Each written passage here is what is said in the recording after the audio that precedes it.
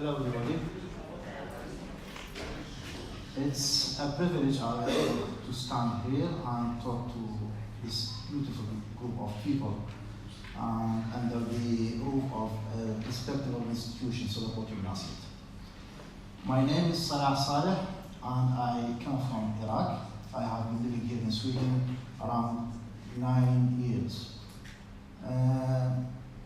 I studied MR master program at Malmö University. MR is International Migration and Ethnic Relations. That's why my speech is going to be on migration, integration, and global citizenship. In my speech, I'm going to mix an academic information with a personal experience. As you can see, I'm a migrant myself. I don't have hair to be recognized, but from my color of my skin, you can see that I'm not Swede.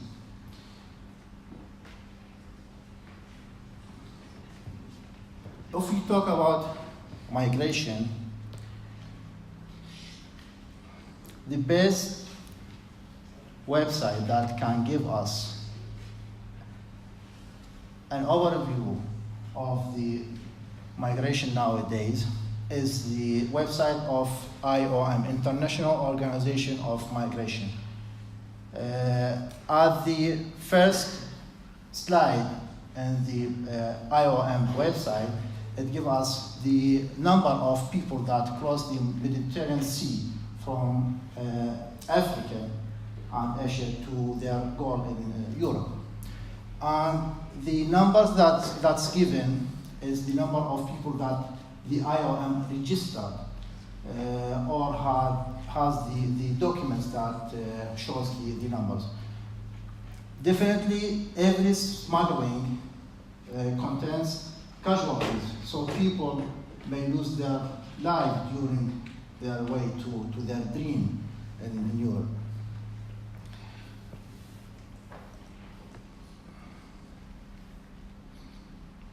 If we go at the same page, if we go to migration data, the map here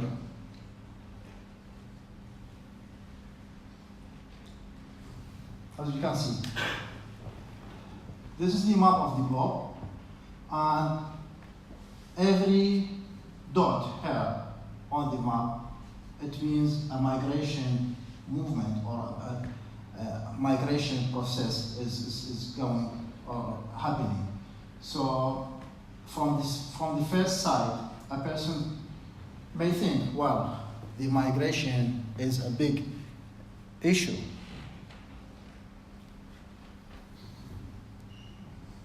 It's a big issue. Migration is a big issue. But is it a bigger problem? No, I don't think. Because they say every crisis has potential and opportunities. So migration for some people can be seen as a potential, an opportunity for people and for countries. If we scroll down, that's why I'm saying it's not a big problem. It's a big issue maybe, or it's an issue, but it's not a big problem. If we see here the numbers, the population on Earth is 7.4 billion, but the migrants or the international migrants is just less than 260 million, which makes 3.4% of the population. So most people, they are staying in their houses, they are staying in their countries, they are not moving. Just 3.4% of the population around the world, they are moving across the countries.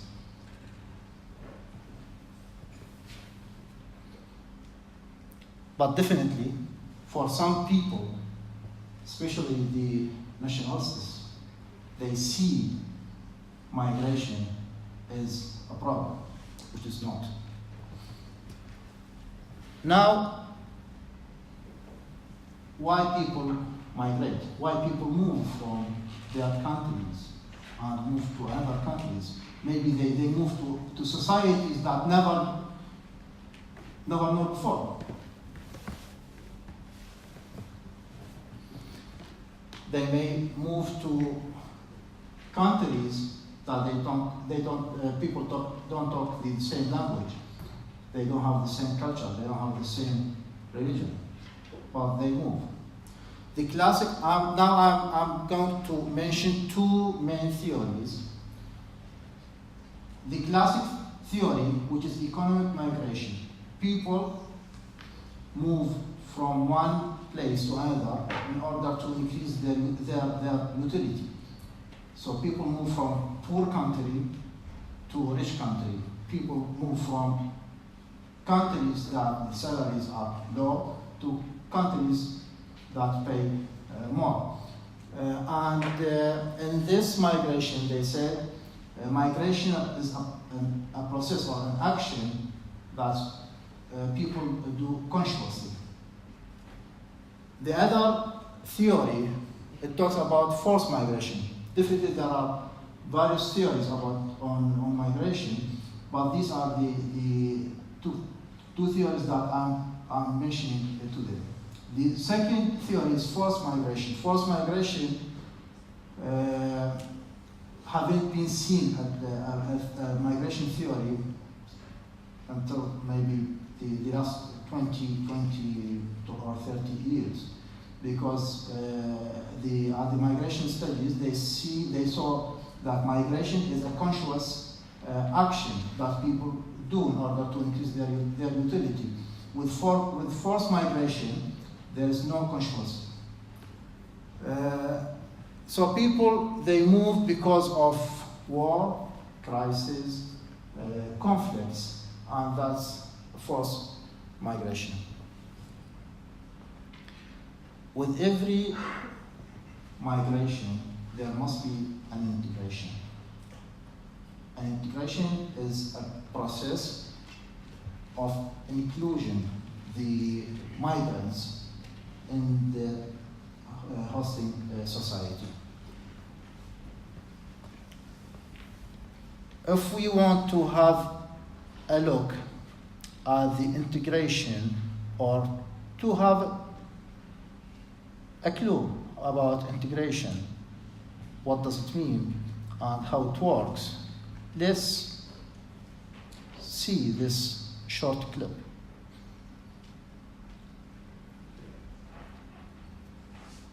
The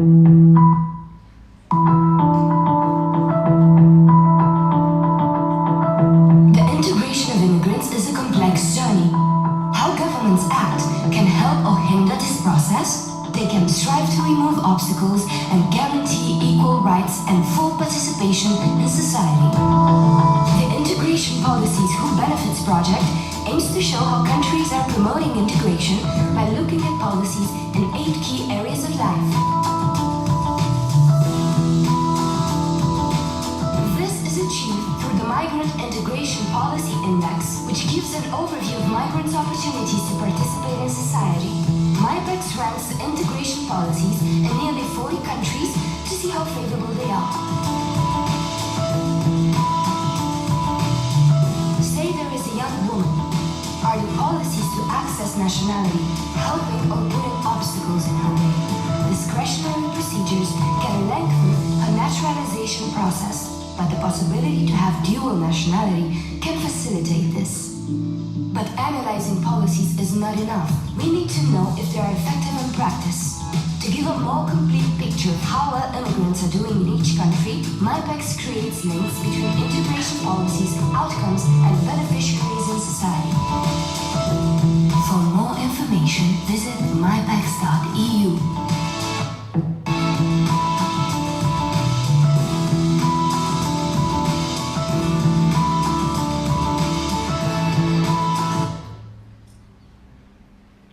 Now, integration, this clip was from the integration index, migration and integration index. And according to this website, Sweden ranks at the top of the integration policy, at the top of the countries that have a good integration policies. But these studies have been updated in 2014. So we have, now we are in 2018, 4 years. Maybe the policies here in Sweden, the integration policy in Sweden have been changed. But still, Sweden is one of the favored countries for the migrants to migrate to.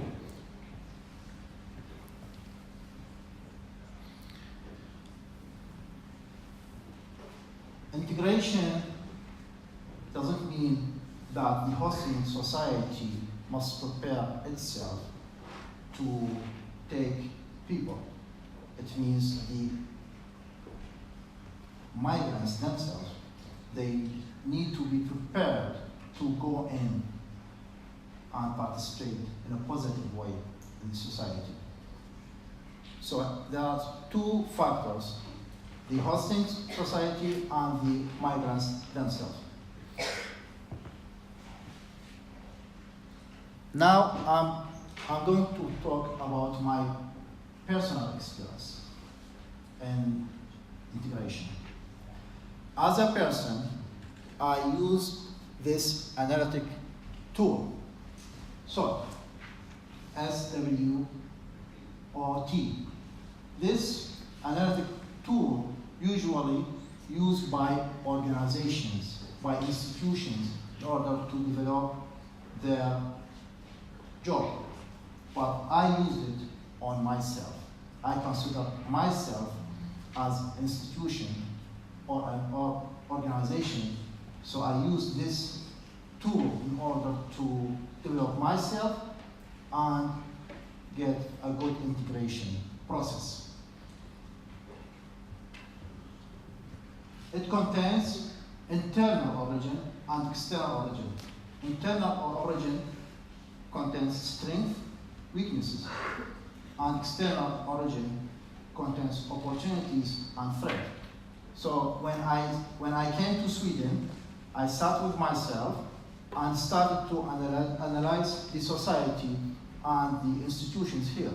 Well, I wasn't that developed person to analyze very deep, but I did what I could. I picked up what I could use and in order to develop myself. At the same time, I recognized what weaknesses I have. With this combination, I moved on. So I started studying at the university, finished my master, worked at Malmö University as research assistant. Then I'm working now as integrationshandledare for the ensamkommande barn.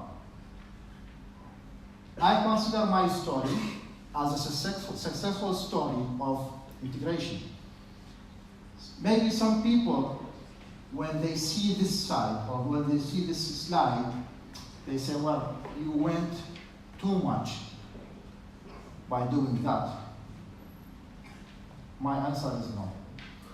Because as a person who wants to integrate and work in order to make credit to himself and make credit to the society that hosting me and give me the opportunity to develop, I need to work hard. And that's my way that I follow in order to work hard.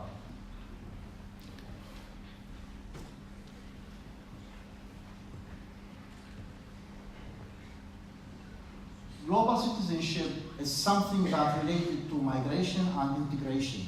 Well, migration, integration, and global citizenship, these three words can be, each word can be an individual topic that people can talk for hours about. But I had to press it down and narrow down my speech to contain these three terms.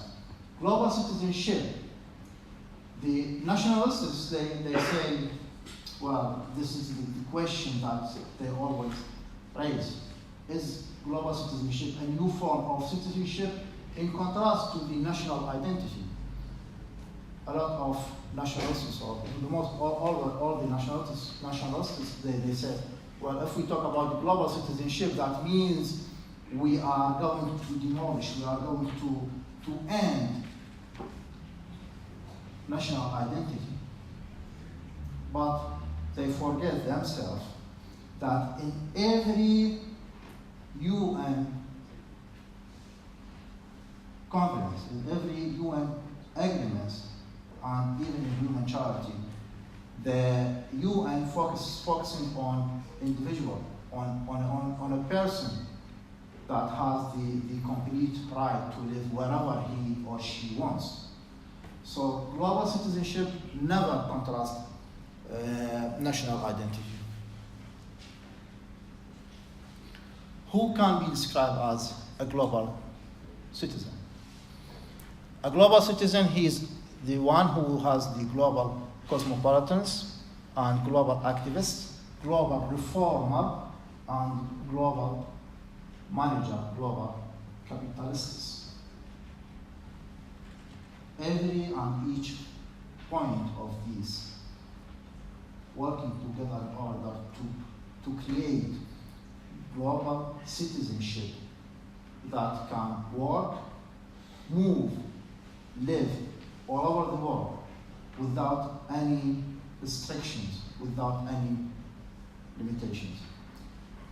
If we bear in our mind and if we have this heart that accepts everyone, every person in the globe, so the migration will never be an obstacle, will never be a challenge to our identity. We can keep our identity as people, and we can be always proud of our countries, but at the same time, we can accept and take in people.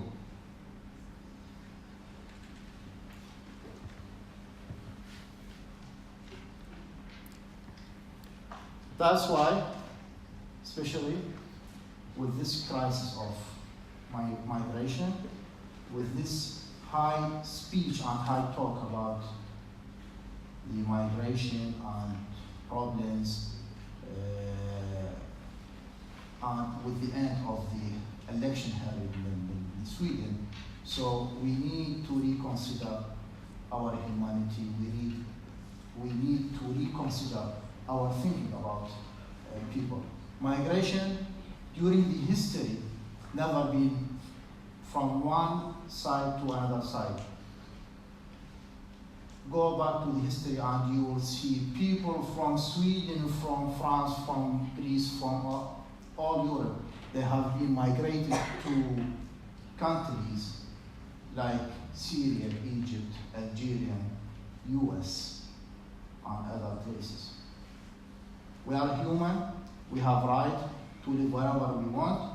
We have right of liberty. We have right of movement, and we have right to develop ourselves and our humanity. Thank you very much.